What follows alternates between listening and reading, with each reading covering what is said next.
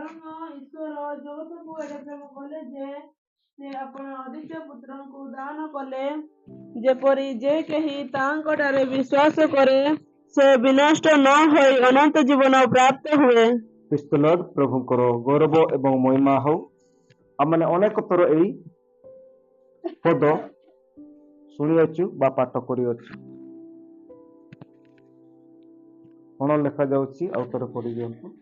କାରଣ ଈଶ୍ୱର ଜଗତକୁ ଏଡ଼େ ପ୍ରେମ କଲେ ଯେ କାରଣ ଈଶ୍ୱର ଜଗତକୁ ଏଡ଼େ ପ୍ରେମ କଲେ ଯେ, ନାଇଁ ଈଶ୍ୱର କଣ ଏଡ଼େ ପ୍ରେମ କଲେ?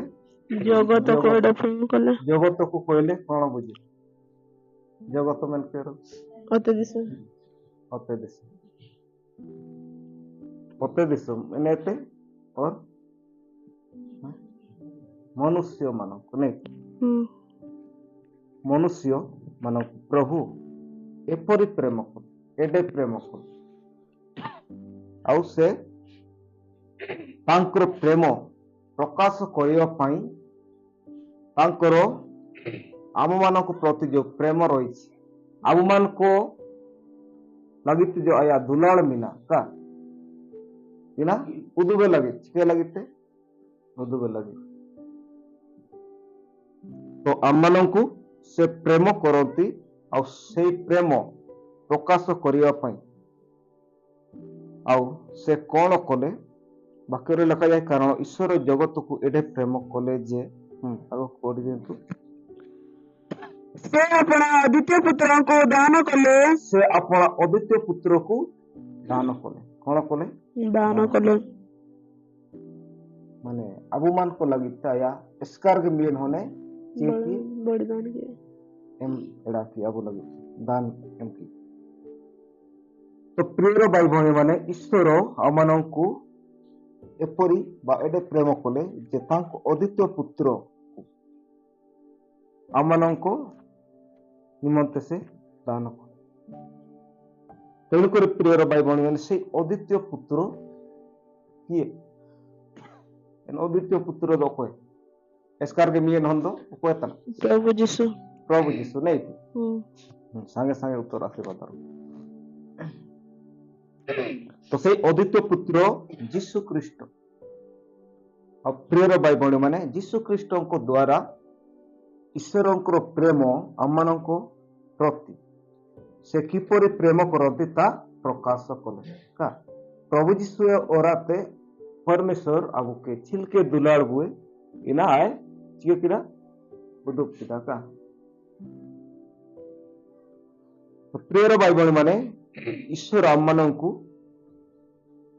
एपरि बा एडे प्रेम कले जे तांकर से आपण अद्वितीय पुत्रକୁ दान कले और आमनको निमंते प्रभु यीशु ख्रीष्टଙ୍କୁ से दान कले और प्रिय भाई भौणी माने आमମାନଙ୍କୁ से प्रेम करिबा कारणରୁ ଆଉ ପ୍ରିୟ ଭାଇ ଭଉଣୀ ମାନେ ତେଣୁକରି ଜଗତକୁ ଏଡ଼େ ପ୍ରେମ କଲେ ବୋଲି ଲେଖାଯାଏ। ଆଉ ପ୍ରିୟ ଭାଇ ଭଉଣୀ ମାନେ ଏଇ ଜଗତରେ ବା ଏଇ ପୃଥିବୀରେ ଯେତେ ବି ମନୁଷ୍ୟ ଅଛନ୍ତି, ବିଭିନ୍ନ ଭାଷାବାଦୀ ବିଭିନ୍ନ ଧର୍ମ ଅବଲମ୍ବୀ ଲୋକମାନେ ଅଛନ୍ତି। ପ୍ରିୟ ଭାଇ ଭଉଣୀ ମାନେ ଏଠାରେ ଆମେ ଯଦି ଦେଖିବା ଜିହୁଦୀ ପାରସୀ ଆମର ଅନ୍ୟାନ୍ୟ ଧର୍ମାବଲମ୍ବୀ ଲୋକମାନେ ଅଛନ୍ତି ଆଉ ସମସ୍ତ ମାନବ ଜାତିକୁ ସେ ପ୍ରେମ କଲେ। ଗୋଟିଏ ନିର୍ଦ୍ଦିଷ୍ଟ ଜାତିକୁ ନୁହେଁ ବା ଗୋଟିଏ ନିର୍ଦ୍ଦିଷ୍ଟ ଗୋଷ୍ଠୀକୁ ନୁହେଁ, ପ୍ରିୟ ଭାଇ ଭଉଣୀ ମାନେ ସମଗ୍ର ପୃଥିବୀରେ ଥିବା ମାନବ ଜାତି ସେ ପ୍ରେମ କଲେ। ତେଣୁକରି ତ ଲେଖା ଯାଉଛି କାରଣ ଈଶ୍ୱର ଜଗତକୁ ଏଡ଼େ ପ୍ରେମ କଲେ। ଜଗତରେ ମାନେ ଏଇ ଦୁନିଆରେ ଏଇ ପୃଥିବୀରେ ଯେତେ ବି ମନୁଷ୍ୟ ଅଟନ୍ତି ନାଇକି ମାନେ ବିଭିନ୍ନ ଭାଷାବାଦୀର ଲୋକ ସମ୍ପ୍ରଦାୟ ସାନ୍ତାଳ ମୁଣ୍ଡା ମହାନ୍ତ ଯେତେ ବି ଆମର ପୃଥିବୀରେ ବସବାସ କରୁଅଛି ବିଭିନ୍ନ ସମ୍ପ୍ରଦାୟର ଲୋକ ଆଉ ପ୍ରିୟ ଭାଇ ଭଉଣୀ ମାନେ କେବଳ ଗୋଟିଏ ଜାତି ବା ଗୋଟିଏ ଦେଶର ଲୋକମାନଙ୍କୁ ସେ ପ୍ରେମ କଲେ ନାହିଁ। ନା ଗୋଟିଏ ଦେଶର ଲୋକମାନଙ୍କୁ ହିଁ ଇସ୍ରାଏଲର ଲୋକମାନଙ୍କୁ ହିଁ ପ୍ରେମ କଲେ ବୋଲି ଲେଖାଯାଇଛି କି? ନାଇଁ। ତ ପ୍ରିୟର ଭାଇ ଭଉଣୀ ମାନେ, ଏଥିରୁ ଆମେ ଜାଣିବା ଦରକାର ଯେ ପ୍ରଭୁ ଯୀଶୁ ଆମ ସମସ୍ତଙ୍କ ପାଇଁ ଏଇ ଧରାପୃଷ୍ଠକୁ ବା ଏଇ ପୃଥିବୀକୁ ଆସିଲେ। ଆଉ ଈଶ୍ୱର ଆମମାନଙ୍କୁ ପ୍ରେମ କଲେ, ଆଉ ସେଇ ପ୍ରେମ ପ୍ରଭୁ ଯୀଶୁ ଖ୍ରୀଷ୍ଟଙ୍କ ଦ୍ୱାରା ଆମମାନଙ୍କ ନିକଟରେ ପ୍ରକାଶ କଲେ। ତେଣୁକରି ପ୍ରିୟର ଭାଇ ଭଉଣୀ ମାନେ, ଈଶ୍ୱରଙ୍କର ପ୍ରେମ ଅସୀମ ଅଟେ ବା ଅତୁଳନୀୟ ଅଟେ, ସମୁଦ୍ର ଗଭୀର ଠାରୁ ଅଧିକ, ନାଇଁ କି? ତାଙ୍କର ପ୍ରେମ ଅସୀମ ଅଟେ, ତାର ସୀମା ନାହିଁ। ତେଣୁକରି ପ୍ରିୟର ଭାଇ ଭଉଣୀ ମାନେ, ସେ ପ୍ରେମମୟ ଈଶ୍ୱର ତାଙ୍କ ଭିତରେ ଯେତେ ପ୍ରେମ ରହିଥିଲା, ସେଇ ପ୍ରେମ ମନୁଷ୍ୟମାନଙ୍କ ନିକଟରେ ପ୍ରକାଶ କରିବା ପାଇଁ ସେ ପ୍ରଭୁ ଯୀଶୁ ଖ୍ରୀଷ୍ଟଙ୍କ ଜରିଆରେ ବା ତାଙ୍କ ମାଧ୍ୟମରେ ଆମମାନଙ୍କ ନିକଟରେ ସେଇ ପ୍ରେମ ପ୍ରକାଶ କଲେ। ଆଉ ତା ହିଁ ଆମମାନେ ଆଜିର ଏଇ ଯୌନ ଲିଖିତ ସମାଚାର 3 ପର୍ବ ତାର 16 ପଦରେ ଦେଖିବାକୁ ପାଉ ବା ଶୁଣିବାକୁ ପାଉଛୁ। କାରଣ ଈଶ୍ୱର ଜଗତକୁ ଏତେ ପ୍ରେମ କଲେ ଯେ ସେ ଆପଣ ଅଦ୍ୱିତୀୟ ପୁତ୍ରକୁ ଦାନ କଲେ। ଆଗକୁ, ଯେପରି ଯେ କେହି ତାହାଙ୍କଠାରେ ବିଶ୍ୱାସ କରେ, ଯେପରି ଯେ କେହି ତାଙ୍କଠାରେ କଣ କରେ? ବିଶ୍ୱାସ ବିଶ୍ୱାସ କରେ, ସେ ବିନଷ୍ଟ ନ ହୋଇ ଅନନ୍ତ ଜୀବନ ପ୍ରାପ୍ତ ହୁଏ। ସେ ବିନଷ୍ଟ ନ ହୋଇ ଅନନ୍ତ ଜୀବନ କଣ ହୁଏ? ପ୍ରାପ୍ତ ହୁଏ। ପ୍ରଭୁଙ୍କର ଗୌରବ ଏବଂ ମହିମା ହଉ। ଅନନ୍ତ ଜୀବନ, ନାଇଁ? ଅନନ୍ତ ଜୀବନ ବିଷୟରେ ଆମେ ଅନେକ ଥର ଶୁଣିଅଛୁ। ଅନନ୍ତ ଜୀବନ ମାନେ କେବେ ତ ଜରମ ଜୀବନ, ଚିକେନ ଜୀବନ, ତୁଣ୍ଡୁ ଜୀବନ, ଯୋଉଟା କି ତାର ଅନ୍ତ ନାହିଁ, ନାଇଁ? ତାର ଶେଷ ନାହିଁ, ତାକୁ ଅନନ୍ତ ଜୀବନ କୁହାଯାଏ। ତ ପ୍ରଭୁ ଯୀଶୁ ଖ୍ରୀଷ୍ଟଙ୍କଠାରେ ଯେଉଁମାନେ ବିଶ୍ୱାସ କରନ୍ତି ସେମାନେ କଣ ପାଆନ୍ତି? ଅନନ୍ତ ଜୀବନ। ତ ଆମମାନେ ଏଠି ଲକ୍ଷ୍ୟ କରିବାକୁ ପାରୁଛୁ ବା ବାକ୍ୟ ଦ୍ୱାରା ଆମେ ଦେଖିବାକୁ ପାଉ, ଯେପରି ଯେ କେହି ତାଙ୍କଠାରେ ବିଶ୍ୱାସ କରେ, ନାଇଁ? ଯେପରି ଯେ କେହି ତାଙ୍କଠାରେ ବିଶ୍ୱାସ କରେ, ଲେଖାଛି ଯାଏ ଆୟରେ ବିଶ୍ୱାସ। ଯେ କେହି ବୋଲେ ଏଠି ପ୍ରତ୍ୟେକ ଭାଷାବାଦୀ ବା ବିଭିନ୍ନ ସମ୍ପ୍ରଦାୟର ଲୋକମାନଙ୍କୁ ବୁଝାଏ, ନାଇଁ? ହିନ୍ଦୁ, ଶିଖ, ଇସାଇ ଆଉ ଜୈନ ଯେତେ ବି ଆମର ପୃଥିବୀରେ ଅଛନ୍ତି, ନାଇଁ? ମୁଁ ଯେମିତି ଟିକେ ପୂର୍ବରୁ ଆପଣମାନଙ୍କୁ କହୁଥିଲି ଯେ ଆମର ଭାରତ ଦେଶରେ ମଧ୍ୟ ବିଭିନ୍ନ ଧର୍ମର ଲୋକମାନେ ବାସ କରନ୍ତି। ଆଉ ସେପରି ଅନ୍ୟାନ୍ୟ ଦେଶରେ ଆମେ ଦେଖୁ ସେ ପ୍ରକାରେ ଲୋକମାନେ ଅଛନ୍ତି, ବିଭିନ୍ନ ଧର୍ମ ବା ବିଶ୍ୱାସ କରୁଥିବା ଲୋକମାନେ। ତ ପ୍ରିୟର ଭାଇ ଭଉଣୀ ମାନେ, ତ ସେଇ ମାନଙ୍କୁ ଭିତରୁ ଯେ କେହି ତାଙ୍କଠାରେ ବିଶ୍ୱାସ କରେ, ଯେ କେହି ତାଙ୍କଠାରେ ବିଶ୍ୱାସ କରେ। ଆଉ ପ୍ରଭୁ ଯୀଶୁ ଖ୍ରୀଷ୍ଟ ଯେ ଗୋଟିଏ ସମ୍ପ୍ରଦାୟ ବା ଗୋଟିଏ ଗୋଷ୍ଠୀ ପାଇଁ ସେ ଆସିନଥିଲେ। ପ୍ରକୃତରେ ଯଦି ଦେଖିବା ଆମେ ଦାଉଦ ବଂଶରୁ ବା ଇସ୍ରାଏଲ ମାନଙ୍କ ଠାରୁ ପରିତ୍ରାଣ ତ ଆସିଲା ପ୍ରଭୁ ଯୀଶୁ ଖ୍ରୀଷ୍ଟଙ୍କ ଦ୍ୱାରା। ଆଉ ସେଇ ଇସ୍ରାଏଲ ବଂଶ, ଯିହୁଦୀ ବଂଶରେ ପ୍ରଭୁ ଯୀଶୁ ଖ୍ରୀଷ୍ଟ ଜନ୍ମ ହେଲେ, କିନ୍ତୁ ତାଠାରୁ ସମଗ୍ର ମାନବ ଜାତି ଉଦ୍ଧାର ପ୍ରାପ୍ତ କରିବା ନିମନ୍ତେ, ସମସ୍ତ ମାନବ ଜାତିଙ୍କର ପରିତ୍ରାଣ ନିମନ୍ତେ ପ୍ରଭୁ ଯୀଶୁ ଜନ୍ମ ହେଲେ। ଆଉ ସେଇ ପ୍ରଭୁ ଯୀଶୁ ଖ୍ରୀଷ୍ଟଙ୍କଠାରେ ଯେ କେହି ବି ବିଶ୍ୱାସ କରେ ସେ ବିନଷ୍ଟ ନ ହୋଇ ଅନନ୍ତ ଜୀବନ ପାଇବେ ବା ଅନନ୍ତ ଜୀବନ ଲାଭ କରିବେ। ତେଣୁକରି ପ୍ରିୟର ଭାଇ ଭଉଣୀ ମାନେ, ପ୍ରଭୁ ଯୀଶୁ ଖ୍ରୀଷ୍ଟ ଆମମାନଙ୍କୁ ଜୀବନ ଦେବା ପାଇଁ ଆସିଥିଲେ। ତେଣୁକରି ପ୍ରିୟର ଭାଇ ଭଉଣୀ ମାନେ ଆଜି ପର୍ଯ୍ୟନ୍ତ ଅନେକ ଲୋକମାନେ ପ୍ରଭୁ ଯୀଶୁ ଖ୍ରୀଷ୍ଟକୁ ଜାଣି ନାହାନ୍ତି, ଆଉ ବୁଝି ନାହାନ୍ତି, ଆଉ ବୁଝିବା ପାଇଁ ଚେଷ୍ଟା କରୁନାହାନ୍ତି, ଜାଣିବା ପାଇଁ ଚେଷ୍ଟା କରୁନାହାନ୍ତି। ଆଉ ପ୍ରିୟର ଭାଇ ଭଉଣୀ ମାନେ ଈଶ୍ୱର କେମିତି ଆମମାନଙ୍କୁ ପ୍ରେମ କଲେ এই ବିଷୟରେ ବାଇବେଲ ପ୍ରକାଶ କରେ। ତେଣୁକରି ପ୍ରିୟର ଭାଇ ଭଉଣୀ ମାନେ ପ୍ରଭୁ ଯୀଶୁ ଖ୍ରୀଷ୍ଟଙ୍କ ମାଧ୍ୟମରେ ଆମମାନଙ୍କ ମାନବ ଜାତି ମଧ୍ୟରେ ଈଶ୍ୱରଙ୍କ ପ୍ରେମ ପ୍ରକାଶ କଲେ। ଆଉ ଆମମାନେ ଦେଖୁ ସେଇ ପ୍ରଭୁ ଯୀଶୁ ଖ୍ରୀଷ୍ଟ ଆମମାନଙ୍କୁ ପ୍ରେମ କଲେ, ଆଉ ସେ ନିଜକୁ କାଲବାରୀ କ୍ରୁଶରେ ଆପଣ ଶରୀରକୁ କଣ କଲେ? ବଳିଦାନ। କାରଣ ଆମମାନଙ୍କୁ ସମସ୍ତ ପାପରୁ ପରିତ୍ରାଣ କରିବା ପାଇଁ, ଉଦାର ମୁକ୍ତି ଦେବା ପାଇଁ ସେ ବଳିଦାନ ହେଲେ। ତେଣୁକରି ପ୍ରିୟର ଭାଇ ଭଉଣୀ ମାନେ ସେଇ ପ୍ରଭୁ ଯୀଶୁ ଖ୍ରୀଷ୍ଟଙ୍କ ଠାରେ ଯେଉଁମାନେ ବିଶ୍ୱାସ କରନ୍ତି, ଯେଉଁମାନେ ତାଙ୍କୁ ଗ୍ରହଣ କରନ୍ତି, ସେମାନେ ଅନନ୍ତ ଜୀବନ ପାଇବେ। ତେଣୁକରି ପ୍ରିୟର ଭାଇ ଭଉଣୀ ମାନେ ଏଇ ଧରା ପୃଷ୍ଠକୁ, ଏଇ ପୃଥିବୀକୁ ପ୍ରଭୁ ଯୀଶୁ ଆସିବାର ମୁଖ୍ୟ କାରଣ ବିଷୟ ହେଲା ଆମମାନେ ଆମମାନଙ୍କ ପାପରୁ ପରିତ୍ରାଣ କରିବା ନିମନ୍ତେ। ଆଉ ପ୍ରିୟର ଭାଇ ଭଉଣୀ ମାନେ ଈଶ୍ୱର ଏଇ ପୃଥିବୀରେ ପାପରେ ପତିତ ହୋଇଥିବା ମନୁଷ୍ୟମାନଙ୍କୁ ପ୍ରେମ କଲେ, ଆଉ ସେମାନଙ୍କୁ ପାପରୁ ଉଦ୍ଧାର କରିବା ପାଇଁ ସେ ଯୋଜନା କଲେ। ଶହ ଶହ ହଜାର ହଜାର ବର୍ଷ ଧରି ସେ ଯୋଜନା ପ୍ରସ୍ତୁତ କଲେ, କିନ୍ତୁ ସମୟ ଅନୁସାରେ, କାଳ ଅନୁସାରେ ପ୍ରଭୁ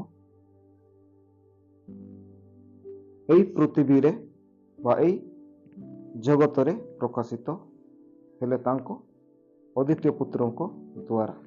ତେଣୁକରି ସେଇ ପ୍ରଭୁ ଯୀଶୁ ଖ୍ରୀଷ୍ଟର ପରିଚୟ ଆମମାନେ ପାଇଅଛୁ, ଆଉ ସେଇ ପ୍ରଭୁ ଯୀଶୁ ଖ୍ରୀଷ୍ଟଠାରେ ଆମମାନେ ବିଶ୍ୱାସ କରୁଅଛୁ। ଆଉ ଈଶ୍ୱର ଆମମାନଙ୍କୁ ଏକ ଗିଫ୍ଟ ଆକାରରେ, ଧନ ଆକାରରେ ଆମମାନଙ୍କୁ ଦେଇଛନ୍ତି। ତେଣୁକରି ପ୍ରିୟର ଭାଇ ଭଉଣୀ ମାନେ, ଆଉ ପ୍ରଭୁ ଯୀଶୁ ଖ୍ରୀଷ୍ଟଙ୍କ ଠାରେ ଯେଉଁମାନେ ବିଶ୍ୱାସ କରନ୍ତି ସେମାନେ ଅନନ୍ତ ଜୀବନ ପାଆନ୍ତି। ଆଉ ସେଇ ବିଷୟରେ ଯଦି ଆମେ ଦେଖିବା, ରୋମିଓ 5 ପର୍ବ ତାର 8 ପଦ।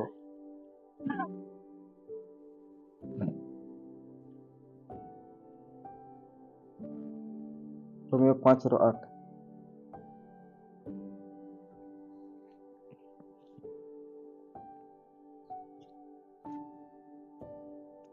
କିନ୍ତୁ ଆମ୍ଭେମାନେ ପାପୀ ଥିବା ସମୟରେ ସୁଦ୍ଧା ଖ୍ରୀଷ୍ଟ ଯେ ଆମମାନଙ୍କ ନିମନ୍ତେ ମୃତ୍ୟୁ ଭୋଗ କଲେ, ସେଥିରେ ଈଶ୍ୱର ଆମମାନଙ୍କ ପ୍ରତି ଆପଣା ପ୍ରେମ ପ୍ରମାଣ କରୁଅଛନ୍ତି। ପ୍ରଭୁଙ୍କର ଗୌରବ ଏବଂ ମହିମା ହଉ। ଏଠାରେ ସାଧୁ ପାଉଲ ଲେଖନ୍ତି, କିନ୍ତୁ ଆମେମାନେ ପାପୀ ଥିବା ସମୟରେ ସୁଦ୍ଧା। କଣ ଥିବା ସମୟରେ ସୁଦ୍ଧା? ପାପୀ ଥିବା ସମୟରେ ସୁଦ୍ଧା, ନାଇଁ? କାରଣ ଆମମାନେ ପାପ କରିଅଛୁ ବା ପାପରେ ପତିତ ହୋଇ ଆମମାନେ ରହିଥିଲେ, କିନ୍ତୁ ପ୍ରଭୁ ତଥାପି ଆମମାନଙ୍କୁ ଛାଡ଼ିଦେଲେ ନାଇଁ। ଏମାନେ ପାପ କଲେ ଆଉ ଏମାନଙ୍କୁ ଛାଡ଼ିଦେବି, ଏମାନେ ମରନ୍ତୁ ପାପରେ, ସେୟା ସେ ଚାହିଁଲେ ନାହିଁ। କିନ୍ତୁ ଆମେ ଦେଖୁ,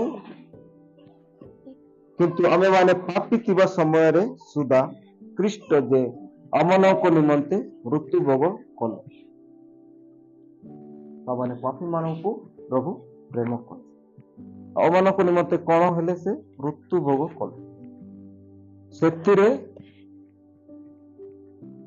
ଈଶ୍ୱର ଆମମାନଙ୍କ ପ୍ରତି ଆପଣା ପ୍ରେମ ପ୍ରମାଣ କରୁଅଛନ୍ତି। କଣ କରୁଅଛନ୍ତି? ପ୍ରମାଣ କରୁଅଛନ୍ତି, ନାଇଁ? ଆମକୁ କେମିତି ପ୍ରେମ କରନ୍ତି ତା ସେ ପ୍ରମାଣ କଲେ ପ୍ରଭୁ ଯୀଶୁ ଖ୍ରୀଷ୍ଟଙ୍କ ଜରିଆରେ। ତେଣୁକରି ପ୍ରିୟର ଭାଇ ଭଉଣୀ ମାନେ, ତେଣୁକରି ଆମମାନେ ପାପୀ ଥିବା ସମୟରେ ପ୍ରଭୁ ଯୀଶୁ ଖ୍ରୀଷ୍ଟ ଆମମାନଙ୍କ ପାପ ନିମନ୍ତେ ସେ ମୃତ୍ୟୁଭୋଗ କଲେ। ଆଉ ସେଥି ଦ୍ୱାରା ଈଶ୍ୱର ପ୍ରମାଣ କଲେ ଯେ ଆମମାନଙ୍କୁ ସେ କେତେ ପ୍ରେମ କରନ୍ତି। ତେଣୁକରି ପ୍ରିୟର ଭାଇ ଭଉଣୀ ମାନେ, ସେ ପ୍ରଭୁ ଯୀଶୁ ଖ୍ରୀଷ୍ଟ ଆମମାନଙ୍କୁ ପାପରୁ ଉଦ୍ଧାର କରିବା ପାଇଁ ଆଉ ମୁକ୍ତି ଦେବା ପାଇଁ ପ୍ରଭୁ ଯୀଶୁ ଖ୍ରୀଷ୍ଟ ଆସିଲେ। ଆଉ ତାରୁ ଆଉ ଅଲଗା ବିଷୟ ନାହିଁ। ତେଣୁକରି ତାଙ୍କ ପ୍ରେମ ଅସୀମ ପ୍ରେମ ଅଟେ। ଆଉ ସେଇ ପ୍ରେମ ଆମମାନଙ୍କ ମଧ୍ୟରେ ପ୍ରଭୁ ଯୀଶୁ ଖ୍ରୀଷ୍ଟଙ୍କ ଦ୍ୱାରା ପ୍ରଭୁ ପ୍ରକାଶ କଲେ।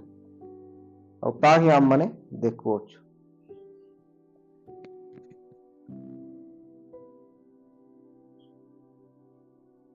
ଓକେ, ପୁଣି ଥରେ ଆମେ ଆସିବା ସେଇ ଜନ 3 ପର୍ବ ତାର 17 ପଦକୁ ପାଠ କରି।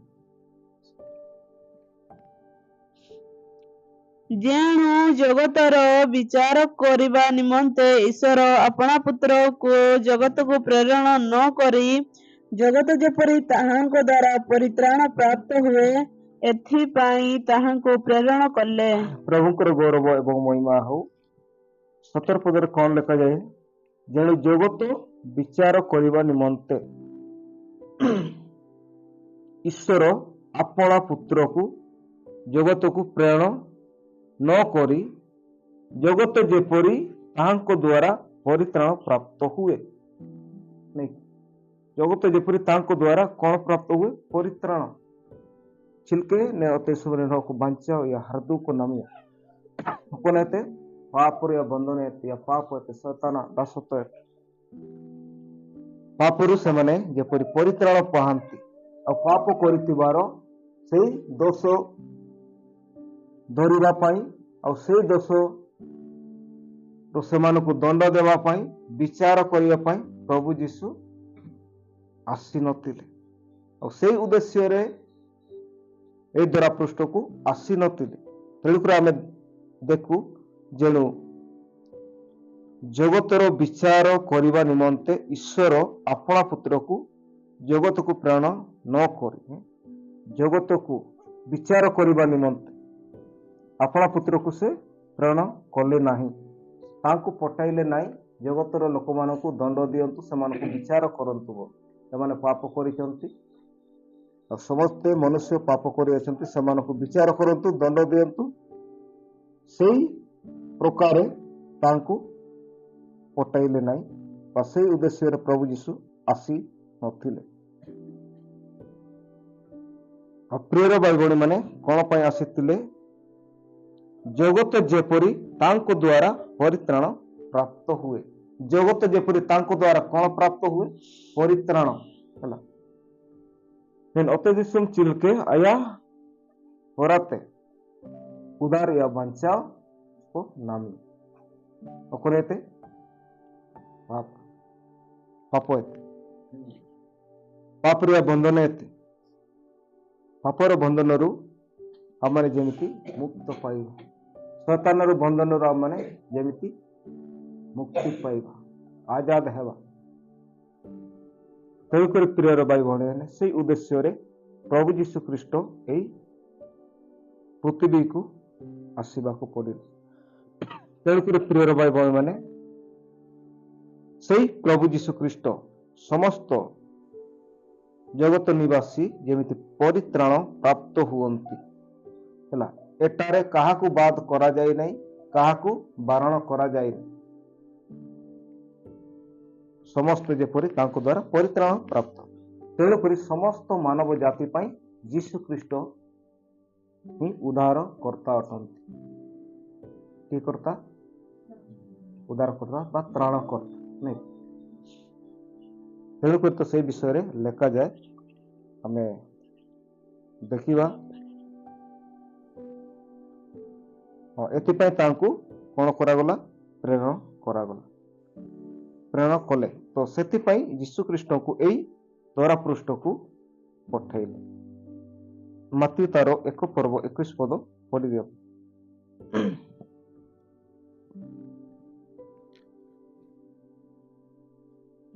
ସେ ପୁତ୍ର ପ୍ରସବ କରିବେ ଆଉ ତୁମେ ତାହାଙ୍କ ନାମ ଯୀଶୁ ଦେବ।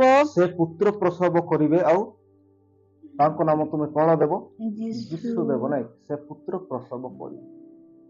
ପୁତ୍ର ବୋଲେ ସେ ପ୍ରଭୁ ଯୀଶୁ ଖ୍ରୀଷ୍ଟଙ୍କ ବିଷୟରେ କୁହାଯାଉଛି। ହଁ, କାରଣ ସେ ଆପଣା ଲୋକଙ୍କୁ ସେମାନଙ୍କର ସମସ୍ତ ପାପରୁ ପରିତ୍ରାଣ କରିବେ। କାରଣ ଆପଣା ଲୋକମାନଙ୍କୁ ସେ ସମସ୍ତ ପାପରୁ କଣ କରିବେ? ପରିତ୍ରାଣ କରିବେ। ପ୍ରିଜ୍ ଦ ଲର୍ଡ। ପ୍ରଭୁଙ୍କର ଗୌରବ ଏବଂ ମହିମା ହଉ। ଆପଣା ଲୋକମାନଙ୍କୁ ସେ ପାପରୁ ପରିତ୍ରାଣ କରିବେ। ନାଇଁ, ପରିତ୍ରାଣ ପାଇବା ପାଇଁ ଲୋକମାନେ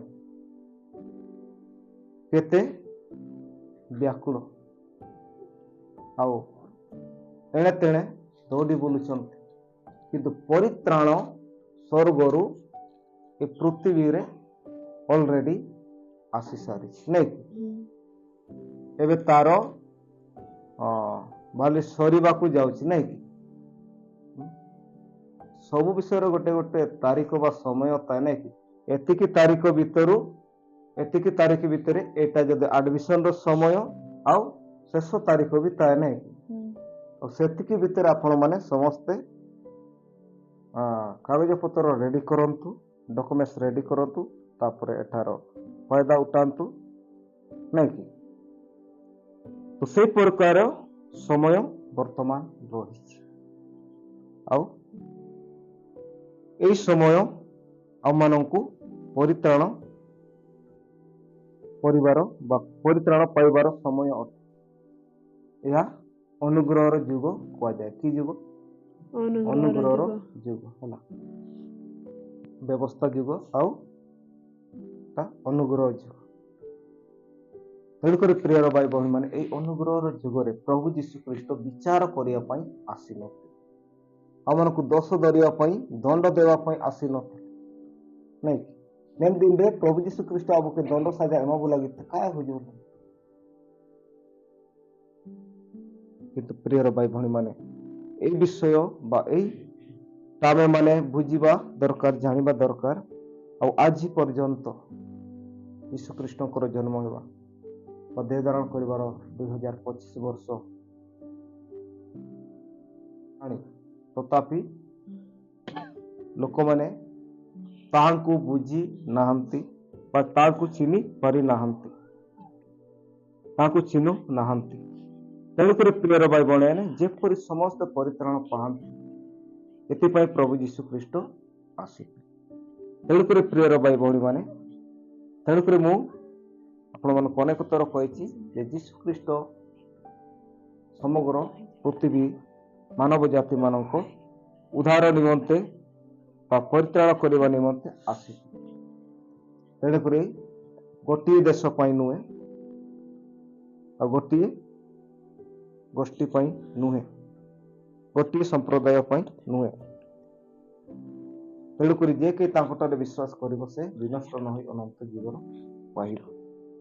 ତେଣୁକରି ପ୍ରିୟର ଭାଇ ଭଉଣୀ ମାନେ, ସେ ଅନନ୍ତ ଜୀବନ ଦେବା ବ୍ୟକ୍ତି ପ୍ରଭୁ ଯୀଶୁ ଖ୍ରୀଷ୍ଟ। ପାପ କ୍ଷମା ଦେବା ବ୍ୟକ୍ତି ଯୀଶୁ ଖ୍ରୀଷ୍ଟ। ପାପ କ୍ଷମା ମାନେ ହୁଏ ପ୍ରଭୁ ଯୀଶୁ। ସେଇ ପ୍ରଭୁ ଯୀଶୁ ଖ୍ରୀଷ୍ଟ ଆପଣା ଲୋକମାନଙ୍କୁ ସମସ୍ତ ପାପରୁ ପରିତ୍ରାଣ କରିବା ନିମନ୍ତେ ସେ ଜନ୍ମ ହୋଇଥିଲେ। ତେଣୁକରି ପ୍ରିୟର ଭାଇ ଭଉଣୀ ମାନେ, ଆଉ ଆମମାନଙ୍କ ହୃଦୟରେ ଯଦି ପ୍ରଭୁ ଯୀଶୁ ଖ୍ରୀଷ୍ଟ ପ୍ରକୃତରେ ଜନ୍ମ ହୁଅନ୍ତି, ତାହେଲେ ଆମମାନେ ପାପରୁ ପରିତ୍ରାଣ ପାଇବୁ। ନାଇଁ, ଆଜି ତୁମମାନଙ୍କ ନଗରରେ ବା ଦାଉଦଙ୍କ ନଗରରେ ତୁମମାନଙ୍କ ତ୍ରାଣକର୍ତ୍ତା କଣ କରିଛନ୍ତି? ଜନ୍ମ ହୋଇଛନ୍ତି। ଆଜି ଯେଉଁ ଦିନ ଆମେ ପ୍ରଭୁ ଯୀଶୁଙ୍କୁ ଗ୍ରହଣ କରିବା, ତାଙ୍କର ବାକ୍ୟକୁ ଆମେ ଶୁଣିବା, ତାଙ୍କଠାରେ ବିଶ୍ୱାସ କରିବା, ସେଇଦିନ ଆମମାନଙ୍କ ହୃଦୟରେ ସେ କଣ କରନ୍ତି? ଜନ୍ମ ହୁଅନ୍ତି ଆଉ ଆମମାନଙ୍କୁ ପରିତ୍ରାଣ ଦିଅନ୍ତି। ତେଣୁକରି ପ୍ରିୟ ଭାଇ ଭଉଣୀ ମାନେ, ଏବେ ଆମମାନେ ନିଜ ନିଜ ହୃଦୟରେ ସେଇ ପ୍ରଭୁ ଯୀଶୁ ଖ୍ରୀଷ୍ଟଙ୍କୁ ସ୍ୱାଗତ କରିବା ଆଉ ଆମମାନଙ୍କ ହୃଦୟରେ ପ୍ରକୃତିରେ ଜନ୍ମ ନେବା ଦରକାର। ତେଣୁକରି ପ୍ରିୟର ଭାଇ ଭଉଣୀ ମାନେ, ସେଇ ପ୍ରଭୁ ଯୀଶୁ ଖ୍ରୀଷ୍ଟ ଆପଣା ଲୋକମାନଙ୍କ ପାପରୁ ମୁକ୍ତ କରିବା ପାଇଁ ଆଉ ସମସ୍ତ ପାପରୁ ପରିତ୍ରାଣ କରିବା ପାଇଁ ସେ ଆସିଥିଲେ।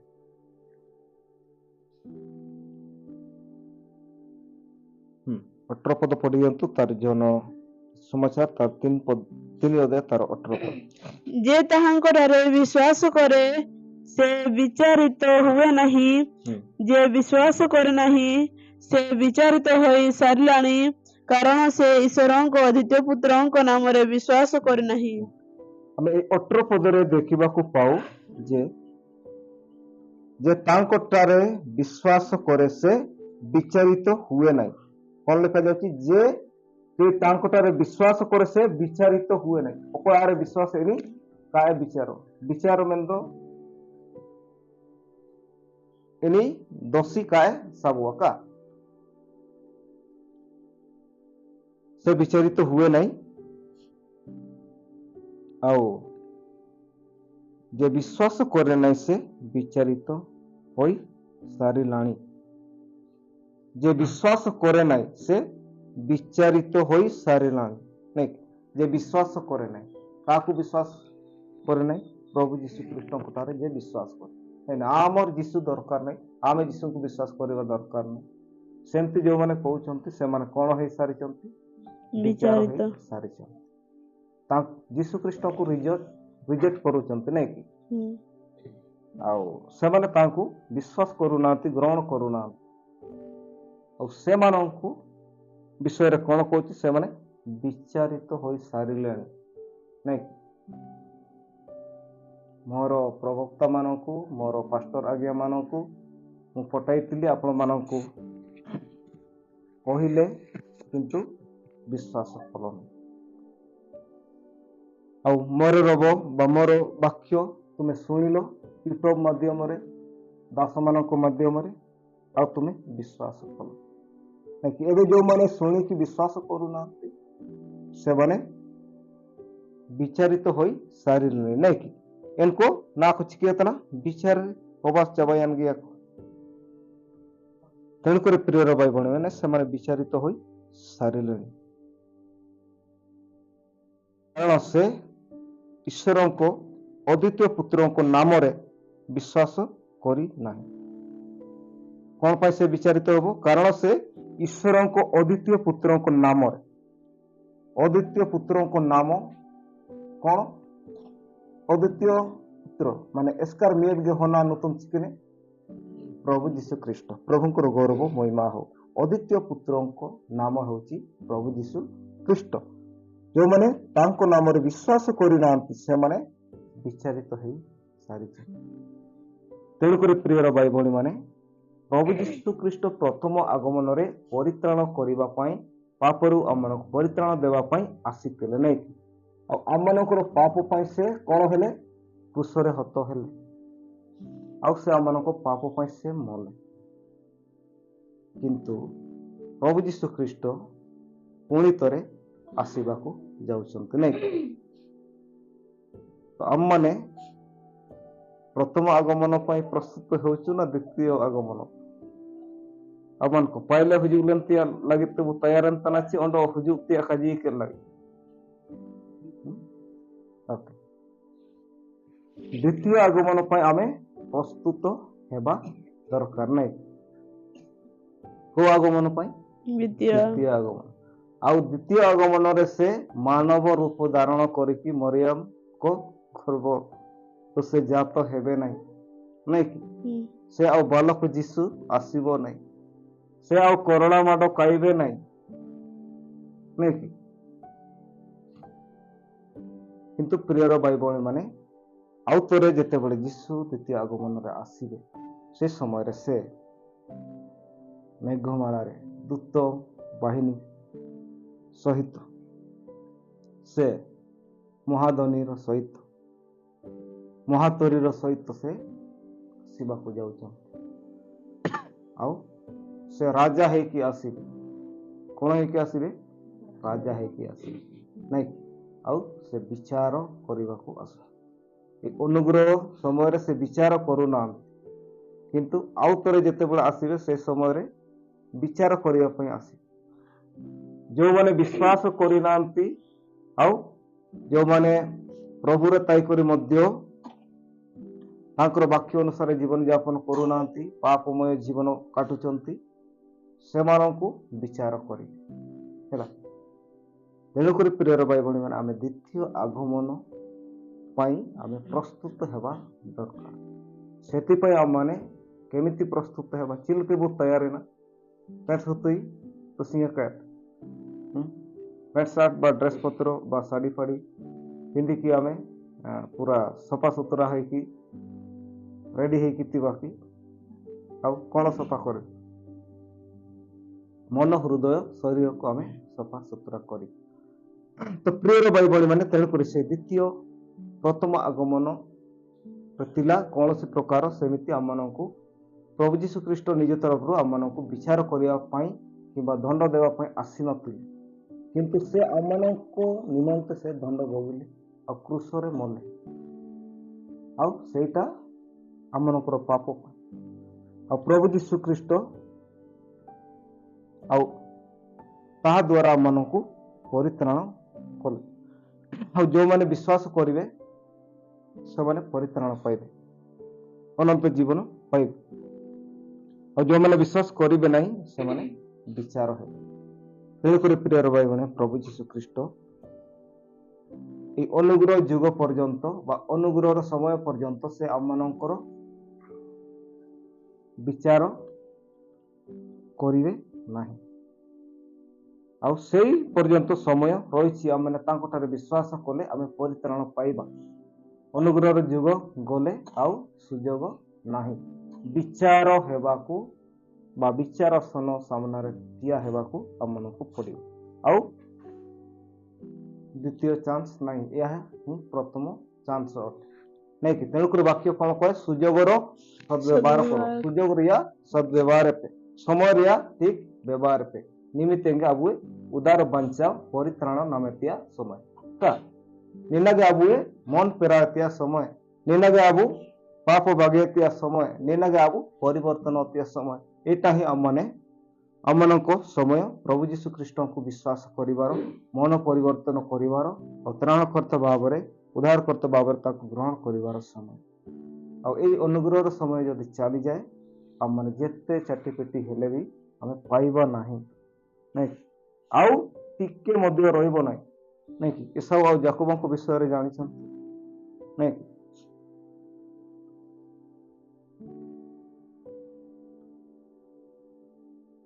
ପ୍ରିୟର ଭାଇ ଭଉଣୀମାନେ,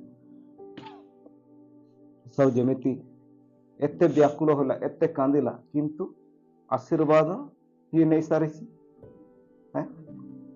ଯାକୁ ନେଇ ସାରିଛି, ନାଇଁ? ପରେ ଆମେ ଯେତେ କାନ୍ଦିଲେ ମଧ୍ୟ, ଯେତେ ଛାତି ପିଟି ହେଲେ ମଧ୍ୟ, ଯେତେ ଗୁହାରି କଲେ ମଧ୍ୟ ତା ଶୁଣାଯିବ ନାହିଁ ହେଲା। ଆଉ ବାକି ରହିବ ନାହିଁ।